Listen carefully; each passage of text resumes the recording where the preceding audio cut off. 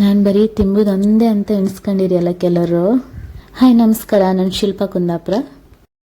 ಈಗ ಒಂದು 2 ತಿಂಗಳಿಂದ ಕರೆಕ್ಟಾಗಿ ಜಿಮ್ ವರ್ಕೌಟ್ಸ್ ಮಾಡ್ತಿದ್ದೆ. ಮೊದಲೆಲ್ಲ ಮಾಡಿದ್ದೆ, ಮಿಡ್ಲಲ್ಲಿ ಗ್ಯಾಪ್ ಆಯಿತು, ಮತ್ತೆ ಈಗ ಪುನಃ ಸ್ಟಾರ್ಟ್ ಮಾಡಿದೆ.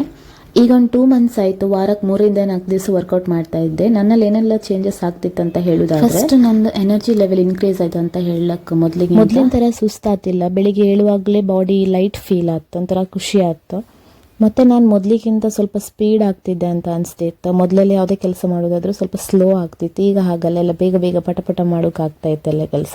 ಸ್ಟ್ರೆಂತ್ ಇನ್ಕ್ರೀಸ್ ಆಯಿತು ಅಂತ ಅನಿಸ್ತಿತ್ತು. ಮೊದಲಿಗಿಂತ ಸ್ವಲ್ಪ ಹೆವಿ ವೆಯ್ಟ್ಸ್ ಎಲ್ಲ ಲಿಫ್ಟ್ ಮಾಡೋಕ್ಕೆ ಈಸಿ ಆಗ್ತಿತ್ತು. ಹಾಗೆ ತುಂಬ ಜನ ನನ್ನ ವೀಡಿಯೋಸ್ಗೆ ಲೈಕ್ಸ್ ಕಮೆಂಟ್ಸ್ ಎಲ್ಲ ಮಾಡ್ತಿದ್ರಿ, ತುಂಬ ಖುಷಿ ಆಯಿತು, ಥ್ಯಾಂಕ್ ಯು. ಕೆಲವ್ರು ನನಗೆ ತಿಂಬೋದು ಮಾತ್ರನಾ ಅಂತೆಲ್ಲ ಮೆಸೇಜ್ ಮಾಡಿದ್ರಿ. ಅಪರೂಪಕ್ಕೆ ತಿಂಬಕ್ಕೆ ಹೋದಲ್ಲೆಲ್ಲ ಲಾಗ್ ಮಾಡಿ ಇಟ್ಕೊಂಡು ಹಾಕ್ತಿದ್ದೆ ಅಷ್ಟೇ.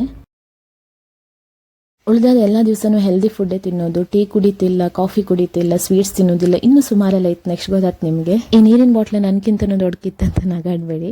ರೀಲ್ ಇಷ್ಟ ಆದವರು ಲೈಕ್ ಮಾಡಿ, ಕಮೆಂಟ್ಸ್ ಮಾಡಿ. ಬಾಯ್ ಬಾಯ್.